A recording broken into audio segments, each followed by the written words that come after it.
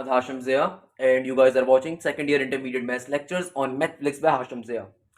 बेटा लास्ट के लेक्चर के अंदर हम लोगों ने डिस्कस किए थे पैराबोला जिनका वर्टेक्स ओरिजिन के ऊपर होता है। तो आज की हमारी क्लास का जो आगाज होगा वो ऐसे पैराबोला से होगा जिसका वर्टेक्स ओरिजिन के ऊपर नहीं होता। तो अगर पैराबोला का वर्टेक्स ओरिजिन के ऊपर नहीं होता तो पहला सवाल तो जहन में ये आता है, सर फिर कहाँ होगा? जाहिर सी बात है बेटा, ग्राफ के ऊपर कहीं और होगा अगर ओरिजिन के ऊपर नहीं है। It's quite obvious. क्लियर है मेरा बेटा? तो इसके हम डिफरेंट टाइप्स ऑफ पैराबोला को पढ़ने वाले हैं, यानी कि ऐसा पैराबोला जिसका वर्टेक्स ओरिजिन के ऊपर ना हो।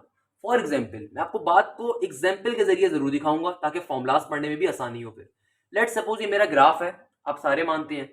पहले हम जो पैराबोला पढ़ रहे थे उसका वर्टेक्स ओरिजिन के ऊपर था, अब हम वो पैराबोला नहीं पढ़ रहे। तो लेट सपोज मेरे पास ऐसा क्वेश्चन आ जाए या ऐसा पैराबोला है मेरे पास, आपको साफ दिख रहा है इसका जो वर्टेक्स है वो ओरिजिन के ऊपर नहीं है बल्कि कहीं पे भी ग्राफ के अंदर एग्जिस्ट कर रहा है। मैं इसको और क्लियरली डिफाइन भी कर देता हूँ। यहाँ पे लेट सपोज ये लाइन ऑफ डायरेक्ट्रिक्स आ रही है, ये मेरे पास सिंपल तरीके से एक्सिस ऑफ पैराबोला आ रहा है, यहाँ पे फोकस का पॉइंट है, यहाँ पे ये वर्टेक्स का पॉइंट है। अलग कलर से शो करवा देता हूँ, ये रहा वर्टेक्स का पॉइंट, ये रहा फोकस का पॉइंट। क्लियर है भाई? अब ऐसे पैराबोला के फॉर्मुलास को हम पढ़ने के ऊपर मूव कर रहे हैं। गौर से देखिएगा, बहुत इंपॉर्टेंट टॉपिक है, बहुत इंपॉर्टेंट। अगर आपको फॉर्मुला समझ में आएंगे तभी बेटा आपको आगे चल के क्वेश्चन समझ में आ रहे होंगे। और ये फॉर्मुलाज बहुत ज्यादा पेपर में एज एन एमसीक्यूज भी आते हैं, ना सिर्फ इंटरमीडिएट साइड बल्कि एप्टीट्यूड लेवल के ऊपर भी। अच्छा, तो बेटा देखो, आपको एक सिंपल क्वेश्चन गिवन है, आपसे क्या आपके पास सिंपल एक पैराबोला आ रहा है जिसका वर्टेक्स कहां पर है? ओरिजिन के ऊपर नहीं है। तो किस तरीके से आप फिर पर्टिकुलर पैराबोला के फॉर्मुलाज को फाइंड करोगे?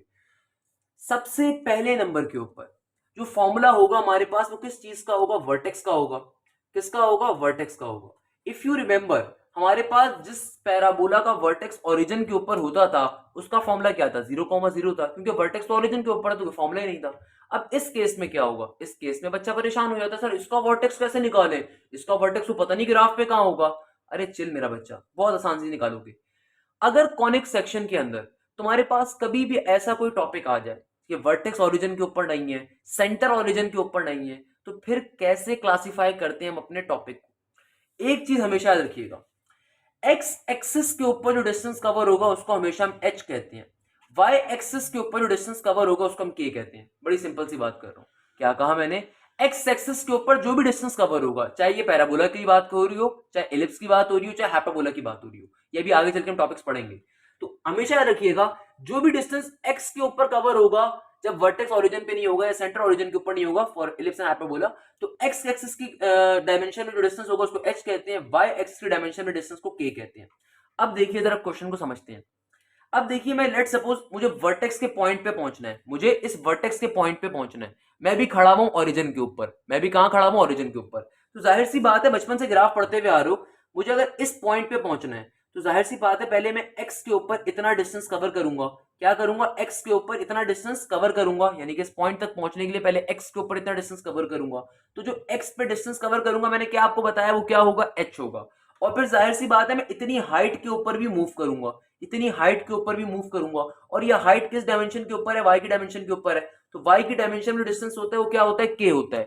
यानी कि मुझे इस पॉइंट तक पहुंचने के लिए एक्स एक्सिस पे भी कुछ डिस्टेंस कवर करना पड़ेगा, वाई एक्सिस पे भी डिस्टेंस कवर करना पड़ेगा। तो जो एक्स में कवर करूंगा वो एच होगा, जो वाई में कवर करूंगा वो के होगा। इस तरीके से वर्टेक्स का पॉइंट क्या आ गया तुम्हारे पास? एच कॉमा के आ गया। हमेशा याद रखिएगा, पैराबोला जिसका वर्टेक्स ओरिजिन पे नहीं होता उसका वर्टेक्स का फॉर्मूला क्या होता है? एच कॉमा के होता है। सिंपल सी बात कर ली, आगे मूव करते हैं। अगला पॉइंट क्या है? फोकस का। अगला फॉर्मूला क्या है? फोकस का। इफ यू रिमेंबर एक ऐसा पैराबोला जिसका वर्टेक्स ओरिजिन के ऊपर था, उसका फोकस का फॉर्मूला क्या था? For the x axis parabola उसका था हमारे पास प्लस ए कॉमा जीरो। क्या था? सिंपल ए कॉमा जीरो। इस केस में क्या होगा? इस केस के अंदर तो हमारा जो फोकस है वो तो एक्स एक्सिस पे नहीं है बल्कि कहां है? पता नहीं कहां के ऊपर है। तो यहां से चेक करते हैं कैसे जाएंगे। भाई देखो, फोकस का पॉइंट मुझे फाइंड करना है। अब पता नहीं, अल्लाह बेहतर जानता है ये कहां पे है, मगर एक बात तो मुझे मालूम है ना कि फोकस का पॉइंट जहां पर भी है ये वर्टेक्स की डायमेंशन पे ही होगा, ये वर्टेक्स के एक्सिस के ऊपर ही होगा, ये एक्सिस ऑफ पैराबोला के ऊपर ही लाई कर रहा होगा। ये तो बहुत कॉमन सी बात है ना कि जो एक्सिस ऑफ पैराबोला होगा उसके ऊपर ही वर्टेक्स का पॉइंट होता है, उस पर फोकस का पॉइंट होता है। तो अगर मुझे फोकस के पॉइंट की वैल्यू फाइंड करनी है, फोकस के पॉइंट का फॉर्मूला निकालना है, तो मुझे ऑल्दो नहीं मालूम कि क्या होगा, बट मुझे इतनी बेसिक मालूमात तो है ना कि फोकस है कहां पे? वर्टेक्स की डायमेंशन पे ही मिलेगा, वर्टेक्स के एक्सिस के ऊपर ही मिलेगा, ये एक्सिस ऑफ पैराबोला पे ही मिलेगा। लॉजिकल बात समझा रहा हूँ, इसको याद रखने की जुगाड़ भी होती है, जुगाड़ बाद में सिखाऊंगा, पहले लॉजिकल बात सिखा रहा हूँ। क्लियर है मेरा बेटा? तो भाई देखो, लेट सपोज हम लोग वर्टेक्स तक पहुंचे में हैं, हम लोग वर्टेक्स तक पहुंच चुके हैं, वर्टेक्स की वैल्यू तो फाइंड कर लिया, तो यानी कि वर्टेक्स के पॉइंट h k तक, जो कि वर्टेक्स का पॉइंट है, हम यहां तो पहुंच चुके हैं। अब हमें यहां पे जाना है, कहां जाना है? यहां पे जाना है, यहां पे जाना है। तो ये कौन सा एक्सिस है? एक्स एक्सिस का पैराबोला है, मुझे साफ दिख रहा है कि ये पैराबोला कौन सा है? एक्स एक्सिस का। और फोकस का पॉइंट भी कहां पर है? एक्स एक्सिस की लाइन के ऊपर है, यानी कि ये वाली जो लाइन आ रही है एक्सिस ऑफ पैराबोला, इसके ऊपर है। तो खुद मुझे बताओ, ये जो डिस्टेंस होगा ये कौन सा डिस्टेंस मैं कवर करूंगा? अगर मैं भी वर्टेक्स के पॉइंट पे खड़ा हूं, मुझे फोकस तक जाना है, तो ये डिस्टेंस मैं कौन सा कवर करूंगा? अब तमाम लोग बोलेंगे सर ये आप एक्स एक्सिस में डिस्टेंस कवर करेंगे। और मैंने आपको एक छोटी सी शॉर्ट ट्रिक पिछले लेक्चर्स में बताई थी कि पैराबोला के केस के अंदर फोकस को हम किससे डिनोट करवाते हैं? पैराबोला के केस के अंदर जो फोकस होता है वो बेसिकली ए से डिनोट करवाया जाता है। ये बात याद करवाई थी ना, मैंने बताई थी आपको। पैराबोला के केस में फोकस क्या होता है? ए होता है। और ये मैंने क्या बताया था, क्या होता है ए? ए बेसिकली डिस्टेंस होता है वर्टेक्स से फोकस तक का। ये बात भी मैंने आपको बताई थी। तो मेरा बच्चा, अगर मैं वर्टेक्स पे खड़ा हूं, मुझे फोकस तक का वैल्यू चाहिए, तो क्या होगी? जाहिर सी बात है ए होगी। तो फोकस का पॉइंट क्या बन जाएगा? फोकस का पॉइंट बेसिकली होगा एच प्लस ए, एच प्लस ए कॉमा के। क्योंकि मुझे फोकस के पॉइंट पे जाना है, तो मुझे वाई एक्सिस पे तो मजीद ट्रेवल नहीं करना, ये वर्टेक्स वाले एक्सिस के ऊपर ही फोकस का पॉइंट मौजूद है। तो मुझे वर्टेक्स से सिर्फ एक्स की डायमेंशन में चलना है ताकि फोकस तक पहुंच सकूं। मुझे वाई में तो कोई ट्रेवल ही नहीं करना पड़ेगा। तो वाई जो के है, वो हाइट जो मेरी पहले के थी वो एज रहेगी। सिंपल एच के अंदर मैं फोकस तक पहुंचने का डिस्टेंस का इजाफा करूंगा। और फोकस तक कितना डिस्टेंस होता है वर्टेक्स से? ए डिस्टेंस होता है। तो एच प्लस ए कॉमा के इस तरीके से पॉइंट बन रहा होता है। एक तो इसकी मैंने आपको ओरिजिनल लॉजिक बता दी। अगर जुगाड़ से याद रखना चाहते हो, जुगाड़ ही बता देता हूं कि भाई जुगाड़ क्या होती है। कभी भी आपका वर्टेक्स अगर ओरिजिन के ऊपर नहीं है पैराबोला में, तो हमेशा आपके पास वर्टेक्स की वैल्यू तो h कॉमा k होती है, यानी कि x एक्सिस के अंदर जो डिस्टेंस ट्रैवल करते हो वो h होता है, y एक्सिस में डिस्टेंस ट्रैवल करते हो k होता है। और फोकस की अगर लेट्स सपोज आपको वैल्यू निकालनी है, तो भाई जिसका एक्सिस है ना, इजाफा खाली वही होगा। ये जुगाड़ है कि अगर x एक्सिस का पैराबोला है तो हर चीज में इजाफा x की डायमेंशन में होगा। कैसे भाई? x एक्सिस का अगर पैराबोला है तो हर चीज में इजाफा कहां होगा? x की डायमेंशन में। लेट सपोज अगर फोकस की वैल्यू फाइंड करना चाह रहा हूं, तो फोकस के अंदर एक्स तो पैराबोला क्या है? एक्स एक्सिस का। तो एच और के तो आएंगे आएंगे, मगर जो प्लस ए आएगा वो कहां पे आएगा? एक्स एक्सिस वाली साइड पे आएगा, क्योंकि एक्सिस तो पैराबोला उसका है। तो मैंने आपको शॉर्ट ट्रिक या जुगाड़ भी बता दी। क्लियर है मेरा बेटा? Very good. अब मूव करेंगे डायरेक्ट्रिक्स की वैल्यू के ऊपर या डायरेक्ट्रिक्स की इक्वेशन के ऊपर। तो इक्वेशन ऑफ डायरेक्ट्रिक्स कैसे फाइंड करेंगे, आइए देख लेते हैं। देखो, एक ऐसा पैराबोला जिसका वर्टेक्स इसके ऊपर था, ओरिजिन के ऊपर था, ऐसे पैराबोला की इक्वेशन ऑफ डायरेक्ट्रिक्स क्या थी? अब तमाम स्टूडेंट्स मुझे बोलेंगे सर वो थी हमारे पास x is equal to minus है, यानी कि एक ऐसा पैराबोला जिसका वर्टेक्स ओरिजिन पे नहीं है, उसकी इक्वेशन ऑफ डायरेक्ट्रिक्स क्या थी? x is equal to negative है। तो एक ऐसा पैराबोला जिसका वर्टेक्स ओरिजिन पे नहीं है, उसकी इक्वेशन ऑफ डायरेक्ट्रिक्स क्या होगी? ये वाली जो इक्वेशन ऑफ डायरेक्ट्रिक्स थी किसकी थी? एक ऐसे पैराबोला की जिसका वर्टेक्स ओरिजिन पे था। तो अगर मुझे ऐसे पैराबोला का डायरेक्ट्रिक्स निकालना है इक्वेशन जिसका वर्टेक्स ओरिजिन पे नहीं है, तो उसकी कैसे निकालेंगे? एक चीज के जहन में रखिएगा, जहां x वहां h, जहां y वहां k। यानी कि बचपन में सुना होगा ना डायलॉग, जहां डॉलेंस वहां ख्वाब। तो वैसे ही जहां पे भी x होता है वहां पे h आता है, जहां y होता है वहां k आता है। तो इसी इक्वेशन ऑफ डायरेक्ट्रिक्स में इजाफा कर दीजिए, क्या बन जाएगा? बन जाएगा x is equal to h minus का a। क्या होती है इक्वेशन ऑफ डायरेक्ट्रिक्स? एक ऐसे पैराबोला की जिसका वर्टेक्स ओरिजिन के ऊपर नहीं होता, उसकी इक्वेशन डायरेक्ट्रिक्स क्या होती है? x is equal to h minus a. Short trick पे क्या याद करवा सकता हूं कि देखो, जहां x आएगा वहां पे h आ जाएगा, इसीलिए क्या बन गया? x is equal to h minus का a। ओके, आगे हमारे पास x इज अ पैराबोला आएगा, तो x इज अ पैराबोला क्या आएगा? सिंपल x एक्सिस होगा मेरा। अच्छा भाई, सबसे पहले नंबर के ऊपर अब हम किस चीज के ऊपर आ सकते हैं? एक्सिस के ऊपर। तो ऐसे पैराबोला का एक्सिस क्या होगा? एक्स एक्सिस होगा। बहुत ऑब्वियस सी बात है। नाउ इक्वेशन ऑफ पैराबोला, यानी कि इस पैराबोला की इक्वेशन क्या होगी? एक ऐसा पैराबोला जिसका वर्टेक्स ओरिजिन के ऊपर नहीं होता, उसकी इक्वेशन क्या होगी? तो जल्दी से अगर मैं आपको रिवाइज करवाऊं, उस पैराबोला की इक्वेशन जिसका वर्टेक्स ओरिजिन के ऊपर होता है और एक्स एक्सिस के केस के अंदर उसकी इक्वेशन क्या होती है? Y square is equal to 4ax होती है। क्या होती है? Y square is equal to 4ax होती है। तो भाई देखो, अगर आपने एक दफा फॉर्मुलाज याद कर लिए ना, अगले फॉर्मुलाज याद करना आपके लिए बहुत ईजी है मेरा बेटा।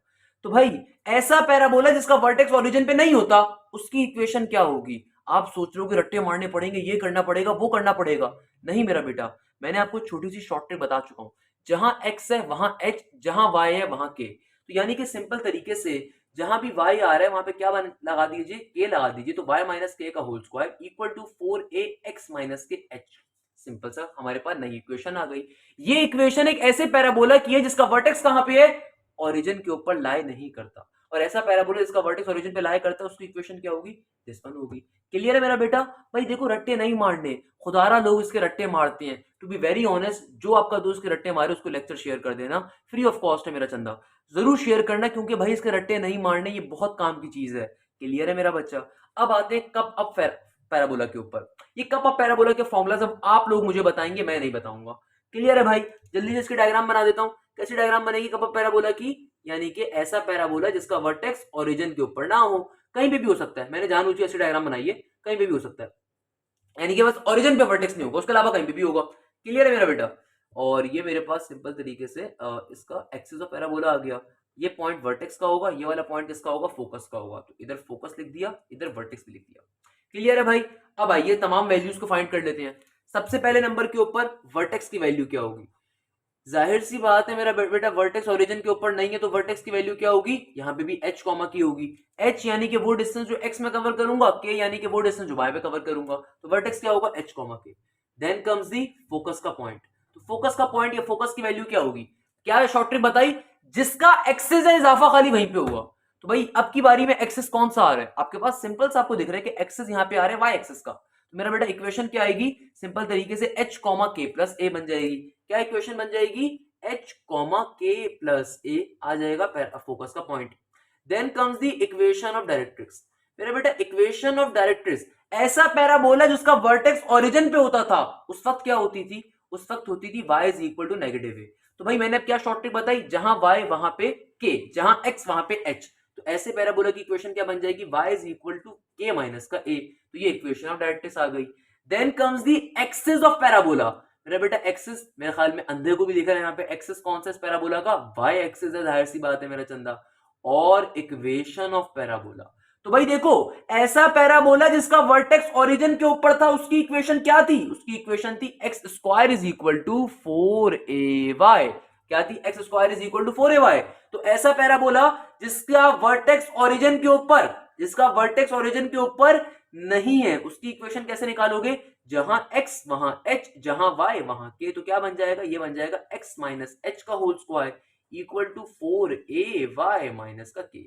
सिंपल तरीके से इक्वेशन आ गई। इस इन फॉर्मूलाज को मुझे बताओ बेटा, इसमें क्या मसले की बात है। आज से पहले बहुत से बच्चे इन फॉर्मूलाज से डरते होंगे, बट मेरे नहीं ख्याल में मेरा बेटा इसमें कोई डरने की बात है। सिंपल से फॉर्मूलाज हैं, बड़े मजे से। तो भाई देखो, अगर तुमने पैराबोला की अगर वर्टेक्स वाले फॉर्मूलाज जिसके ऊपर वर्टेक्स ओरिजिन पे होता है, अगर तुमने तरीके से वही फॉर्मूलाज समझ लिए ना, तो ये फॉर्मूलाज तो आप खुद से भी ड्राइव कर सकते हो। इसमें कोई अनोखी बात नहीं है, कोई नई चीज नहीं कर रहे, सेम चीज है, सेम मजे का कॉन्सेप्ट है। क्लियर है मेरा बेटा? बहुत ही आसान सा कॉन्सेप्ट है, तमाम स्टूडेंट्स को क्लियर होना चाहिए। आई होप सबको क्लियर होगा इंशाल्लाह, और बड़े मजे की चीज है। क्लियर है मेरा बच्चा? अच्छा, एक चीज हो सकता है आपके जहन में आ रही हो, सर आपने बताया जहां x आएगा वहां h आएगा, जहां y होगा वहां k होगा, मगर सर इस इक्वेशन ऑफ डायरेक्ट्रिक्स में देखिए आपने पॉजिटिव h रखा और यहाँ पे आपने नेगेटिव k और नेगेटिव h रख दिया। सर ये कैसे, सर ये शॉर्ट ट्रिक जरा मसला कर रही है। सर आपने देखें यहाँ पे y जहाँ पे आया वहां पे पॉजिटिव k रखा, मगर यहीं पे आपने y को एक जगह पे नेगेटिव k कर दिया। सर हमें कैसे पता चलेगा कहाँ पे पॉजिटिव h रखना है, कहाँ पे नेगेटिव h रखना है, कहाँ पॉजिटिव k रखना है, कहाँ नेगेटिव k रखना है। हो सकता है आपके जहन में कॉन्सेप्ट आए, और आना चाहिए अच्छे बच्चे के जहन में। तो भाई इसकी लॉजिक है, क्या लॉजिक है, यहां पे तुम्हारा h कहां पर है, x इस तरफ है और ये h इक्वल टू के दूसरी तरफ है, तभी वहां पे आके पॉजिटिव h हो रहा है। अगर इसको इक्वल टू के x के इस साथ लिखता तो x minus h equal to negative A लिखता, यानी कि अगर ये h मैं x के साथ लिखता ना मेरा बेटा, तो ये माइनस h ही लिखा जाता। मैंने इसको इक्वल टू के दूसरी तरफ लिखा है। यहाँ पे जो x मैंने लिखा है ये कहां लिखा है, x के साथ लिखा हुआ है ये h, इसलिए नेगेटिव का h है। तो कभी भी x अगर h के साथ होगा तो नेगेटिव वाला होगा। सेम गोज फॉर y, यहाँ पे k यहाँ पे y के बिल्कुल साथ है, तो इसलिए नेगेटिव का k है। ऑन दी अदर एंड यहाँ पे जो k है ये इक्वल टू के दूसरी तरफ है, तो वहां पे आके क्या हो गया, पॉजिटिव हो गया। तो जहां x है वहां h है, जहां y है वहां पे k है। क्लियर है मेरा बेटा? तो अगर आप में से किसी के जहन में ये कॉन्सेप्ट मसला कर रहा था, मैंने उसको भी क्लियर कर दिया। इस तरीके से हमने ये फॉर्मुलाज फाइनली समझ लिए। तो बेटा अब चलते हैं फाइनली क्वेश्चन के ऊपर। आज की क्लास का पहला क्वेश्चन, क्वेश्चन नंबर 5, बड़ा इंपॉर्टेंट क्वेश्चन है। क्या कह रहा है, कहता है determine the vertex focus and the equation of directrix of the following parabola. यानी कि कहता है वर्टेक्स में निकालो, फोकस में निकालो, इक्वेशन ऑफ डायरेक्ट्रिक्स में, सब कुछ निकाल लो। उसने आपको इक्वेशन ऑफ पैराबोला दी हुई है और आपसे सब कुछ मांगा हुआ है। अब देखो जरा, अब की बारी में आपको एक पैराबोला की इक्वेशन दी हुई और आपसे वर्टेक्स फोकस और इक्वेशन ऑफ डायरेक्ट्रिक्स मांगी हुई है। तो सबसे पहला कॉन्सेप्ट जो हर बच्चे के जहन में आना चाहिए, एक क्वेश्चन, सर ये पता कैसे चलेगा इक्वेशन ऑफ पैराबोला को देख के कि सर इसका वर्टेक्स ओरिजिन पे है या नहीं है। एक क्वेश्चन जो हर पढ़ने वाले बच्चे के जहन में लाजमी आना चाहिए वो ये होगा, सर इस क्वेश्चन इक्वेशन को देख के पता कैसे चलेगा। मैं बताता हूं मेरा बेटा, अगर आप पुराने 2 लेक्चर जो आपने अपनी कॉपी में नोट डाउन भी करे होंगे उनको गौर से देखिएगा, वहां पे जो इक्वेशन ऑफ पैराबोला होगी उसके अंदर इतने सारे वेरिएबल्स नहीं होंगे, सिर्फ वहां पे एक्स स्क्वायर या वाई स्क्वायर वाली टर्म होगी और साथ में या तो एक्स या वाई में से कोई एक चीज मौजूद होगी।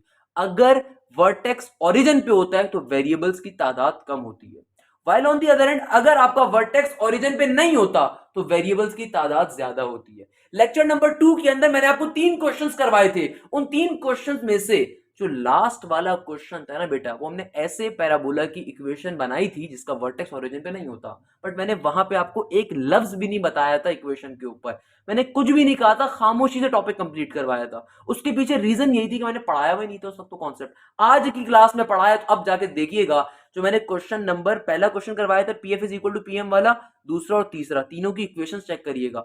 2 की इक्वेशन सिंपल होंगी या एक इक्वेशन सिंपल होगी, 2 डिफिकल्ट वाली होंगी, वेरिएबल ज्यादा होंगे। इसका मतलब क्या है कि जब कभी इक्वेशन के अंदर पैराबोला की इक्वेशन में अगर नंबर ऑफ वेरिएबल ज्यादा हो तो इसका मतलब ये होता है कि वर्टेक्स ओरिजिन के ऊपर एग्जिस्ट नहीं कर रहा। इस बात को पिक करिएगा मेरा बेटा, क्लियर है? क्लियर है मेरा बच्चा? दूसरी बात, अब कोई बच्चा मुझसे कहते हैं सर ये कैसे पता चलेगा कि ये इक्वेशन पैराबोला की है? भाई मैं उसकी शॉर्ट ट्रिक भी आपको पहले बता चुका हूं मेरा बेटा। पैराबोला की इक्वेशन की पहचान क्या होती है? एक्स स्क्वायर या वाई स्क्वायर में से कोई एक चीज एग्जिस्ट करेगी पॉजिटिव में या नेगेटिव में। यहाँ पे देखिए क्या आ रहा है, वाई स्क्वायर आ रहा है, एक्स स्क्वायर कहीं पे भी नहीं आ रहा। इसका मतलब एक्स स्क्वायर या वाई स्क्वायर में से कोई एक चीज एग्जिस्ट करनी चाहिए हमारे पास। ये बात हमेशा अपने जहन में रखिएगा, बहुत इंपॉर्टेंट कॉन्सेप्ट है। क्लियर है मेरा बच्चा? अब देखते हैं क्वेश्चन को सॉल्व करने के ऊपर। हमारे पास सिंपल तरीके से हमें इक्वेशन दी हुई है। सबसे पहले मेरा बेटा ये इक्वेशन जो आपके पास आ रही है ये सिंप्लीफाइड फॉर्म में नहीं है, इसको पहले सिंप्लीफाइड फॉर्म में लाना पड़ेगा। हमारे पास जो भी इक्वेशन आ रही है ये सिंप्लीफाइड फॉर्म में नहीं है, पहले इसको सिंप्लीफाइड फॉर्म में लेकर आएंगे, फिर ओरिजिनल इक्वेशन से कंपेयर करवाएंगे एंड देन फाइनली अपनी वैल्यू को फाइंड करेंगे। तो मैंने आपके दूसरे जहन में जो क्वेश्चन आ रहा होगा उसका जवाब भी दे दिया। अब तीसरा क्वेश्चन जो पढ़ने वाले बच्चे के जहन में आना चाहिए, सर इक्वेशन को देख के ये कैसे पता चलेगा कि सर ये पैराबोला एक्स एक्सिस के ऊपर एक्सिस बना रहा है या वाई एक्सिस पे एक्सिस बना रहा है? पढ़ने वाले बच्चे के जहन में ये बात भी आनी चाहिए, सर इक्वेशन को देख के कैसे पता चलेगा कि एक्सिस ऑफ पैराबोला क्या है? क्योंकि जो भी एक्सिस ऑफ पैराबोला होगा उसी के हिसाब से तो इक्वेशन बनाएंगे हम लोग। बिल्कुल सही बात है मेरा बेटा, मैंने आपको इसकी भी एक वजह बताई थी कि भाई देखो इक्वेशन के अंदर जो वेरिएबल भी लीनियर फॉर्म में होगा उसका एक्सिस ऑफ पैराबोला होता है। तो अगर आप इस इक्वेशन को देखें तो यहाँ पे लीनियर फॉर्म में कौन सा वेरिएबल आ रहा है? आप तमाम लोग बोलेंगे सर एक्स आ रहा है, इसका मतलब एक्सिस ऑफ पैराबोला क्या होगा? एक्स एक्सिस होगा। हो सकता है आप में से कोई ऊपर से आने वाला जिसका कॉन्सेप्ट आसमान से आता है वो मुझसे कहे सर यहाँ पे y भी तो लीनियर है, तो सर y क्यों नहीं होगा, उसका एक्सिस क्यों नहीं होगा? तो मेरा बेटा y स्क्वायर भी मौजूद है, तो y जो है आपके पास उसका एक्सिस ऑफ पैराबोला क्यों नहीं है? y लीनियर फॉर्म में नहीं है, y स्क्वायर भी मौजूद है, x यहाँ पे सिर्फ एक ही दफा आ रहा है और वो लीनियर फॉर्म में आ रहा है, तो इसका मतलब क्या है? एक्सिस ऑफ पैराबोला क्या होगा? x एक्सिस होगा। बेटा मैं जो बातें करता हूँ ये बातें बिलियन डॉलर्स की होती है, क्योंकि साथ साथ मैं आपको कॉन्सेप्ट दे रहा होता हूँ। काइंडली इस बात को हमेशा समझिएगा और जो बात इंपॉर्टेंट है उसको साथ में नोट डाउन करते रहिएगा, ये बहुत ऑब्वियस सी बात है। टीचर कोई भी बात क्लास में करता है वो मजाक मस्ती की नहीं होती है, क्लियर है ना भाई? अब चलते हैं क्वेश्चन सॉल्व करने के ऊपर। क्वेश्चन सॉल्व कैसे करेंगे? जो स्क्वायर वाली टर्म्स थी वो सारी एक साइड पे कर देंगे और बाकाया तमाम टर्म्स को दूसरी साइड पे फेंक देंगे। और ये मेथड जो मैं आपको करवाने वाला हूं बहुत ही इंपॉर्टेंट होगा। तो वाई स्क्वायर माइनस का 6y इसी तरफ रहने दूंगा, बकाया टर्म्स को दूसरी तरफ सेंड करवा देंगे, तो वहां पे जाके क्या बन जाएगा? माइनस का 8x और प्लस का 23। अब देखिए यहाँ पे आ रहा है वाई स्क्वायर माइनस 6y, इधर क्या आ रहा है? इक्वल टू के इस तरफ नेगेटिव का 8x प्लस का 23। अच्छा अब क्या काम करेंगे मेरा बेटा? बचपन में हमने एक मेथड पढ़ा होगा, इस मेथड को कहते हैं completing the square method. Chapter number 10 matric maths sorry chapter number 5 matric maths exercise 5.2 5.4 के अंदर ये मेथड मौजूद है, कंप्लीटिंग द स्क्वायर। अगर चैप्टर नंबर 5 जहर लगता था मैट्रिक मैथ्स का, कोई मसले की बात नहीं बेटा, मैं पढ़ा रहा हूं ना, क्यों टेंशन लेते हो? मुझसे सीखो, मैं भी सिखाऊंगा आपको कि भाई कंप्लीटिंग द स्क्वायर मेथड क्या होता था। कि आपको इस तरफ क्या गिवन है? वाई स्क्वायर माइनस का 6y, मैं चाहता हूं इसका स्क्वायर कंप्लीट हो जाए। कैसे कंप्लीट करवाएंगे?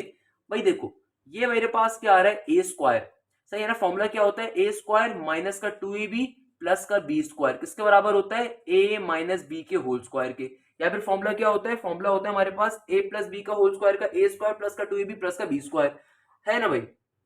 अब देखो मैंने एक ऐसी टर्म्स को एक साइड पे कर दिया यानी कि y वाली, तो ये देखो ये वाली जो टर्म है ये a स्क्वायर होगी, ये वाली टर्म जो है ये नेगेटिव का 2ab वाली है, ये वाली टर्म कौन सी है, नेगेटिव का 2ab वाली है। तो इस टर्म के पास एक 2 जो है वो तो फॉर्मूले का है, इस 6y के पास एक 2 तो फॉर्मूले का है, एक a आ रहा है, तो a की वैल्यू मुझे साफ दिख रही है कि y होगी। अब मुझे जरा सोच के जवाब दीजिएगा, सोच के जवाब दीजिएगा, मैं 2 को ऐसी किस टर्म से मल्टीप्लाई कर रहा हूँ कि 6y बन रहा होगा, और जिससे भी मल्टीप्लाई कर रहा हूँ मेरा b होगा।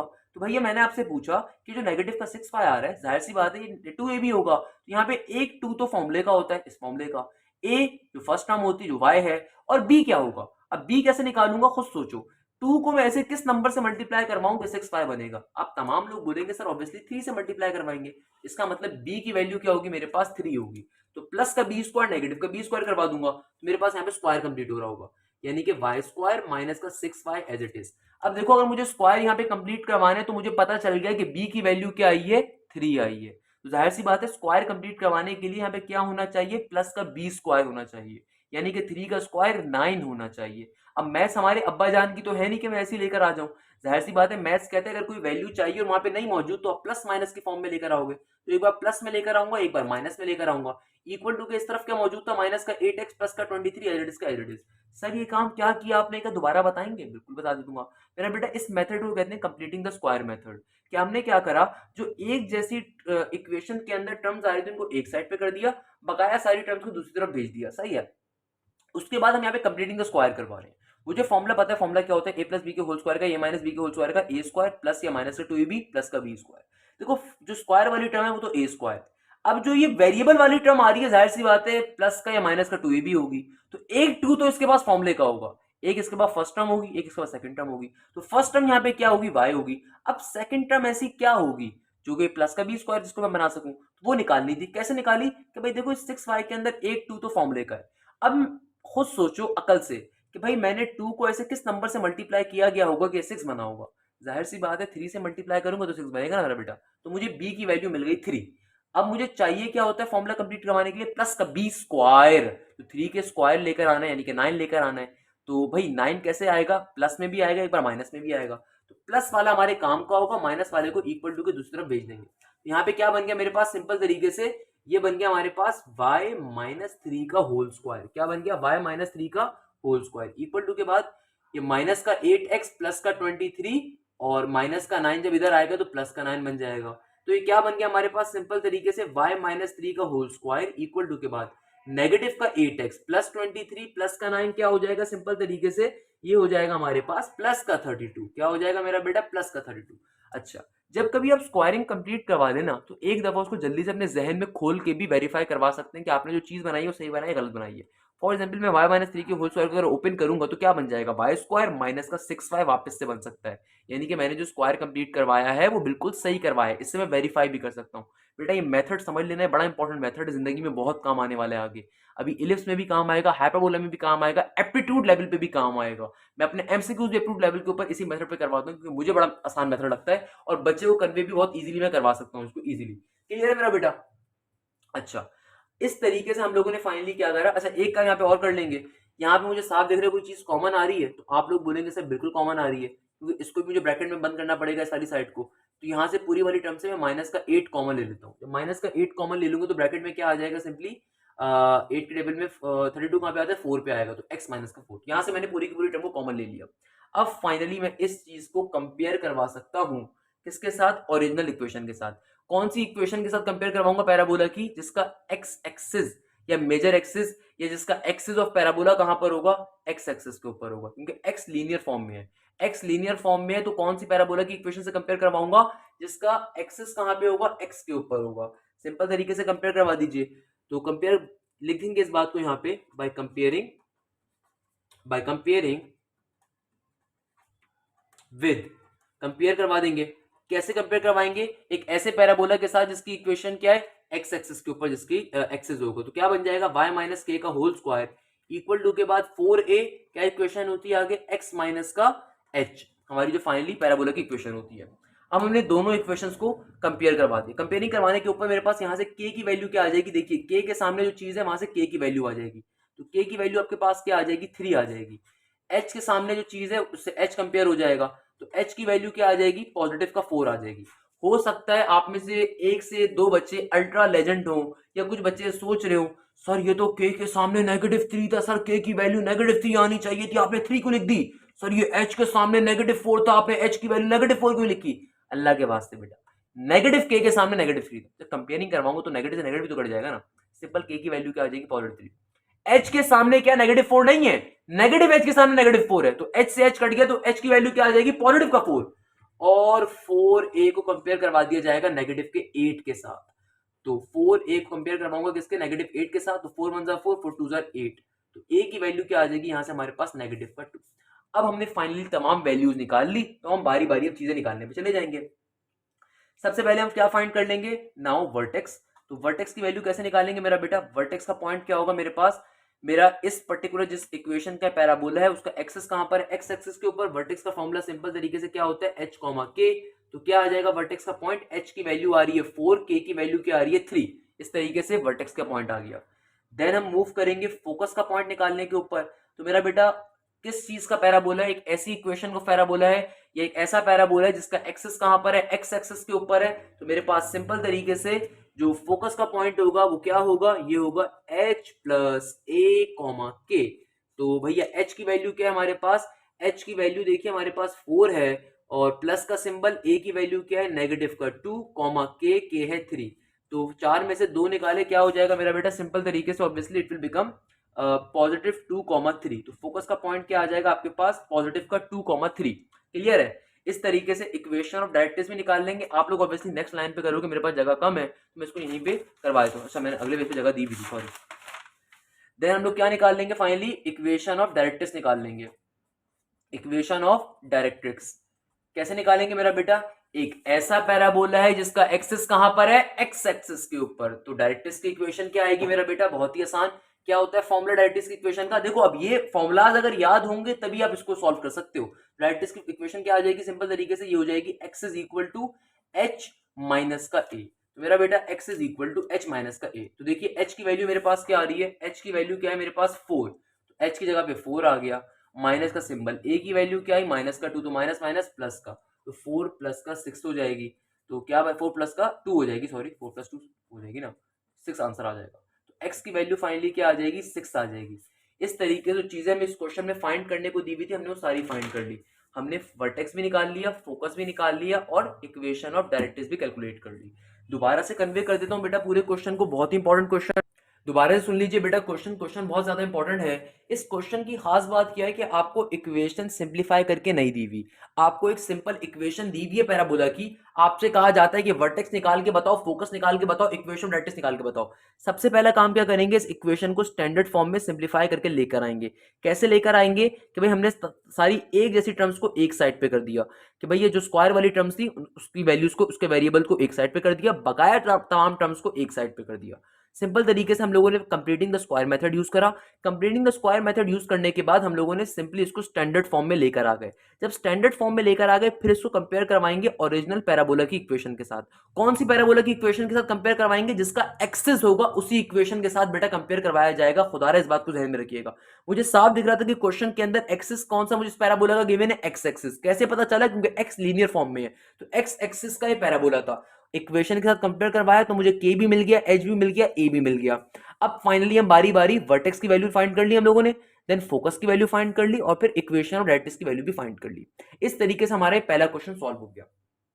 अब जो आपके सामने दूसरा क्वेश्चन लिखा हुआ है सेम इसी पैटर्न पे सॉल्व होगा, इसको सॉल्व कर लेते हैं। इस दफा हमसे क्या कहा जाता है, हमसे कहा जा रहा है कि एक्स स्क्वायर प्लस का 4x प्लस का 4y माइनस का 12 इक्वल टू 0। एक बड़ा इंपॉर्टेंट क्वेश्चन है, पेपर में बहुत आया हुआ है। कहता है अगेन आपको एक पैराबोला की इक्वेशन दे दी गई, आपसे कहा जा रहा है कि बताओ इसका वर्टेक्स फोकस या इक्वेशन डायरेक्ट्रिक्स क्या होगा। सबसे पहला काम क्या करोगे, सबसे पहला काम जो बेटा आपने करना है वो ये करना है कि आप फिगर आउट करो कि इक्वेशन किस चीज की आ रही है। मुझे साफ दिख रहा है कि इस पूरी इक्वेशन में सिर्फ एक एक्स स्क्वायर या वाई स्क्वायर में से टर्म है, इसका मतलब पैराबोला की इक्वेशन है, पहली चीज।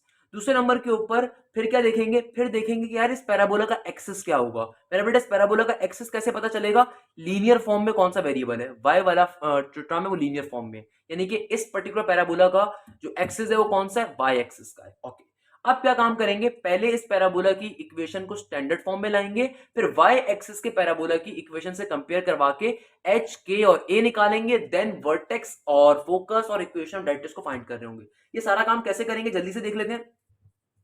सबसे पहला स्टेप क्या होता है, क्वेश्चन को एज इट इज एक दफा उतारा जाएगा।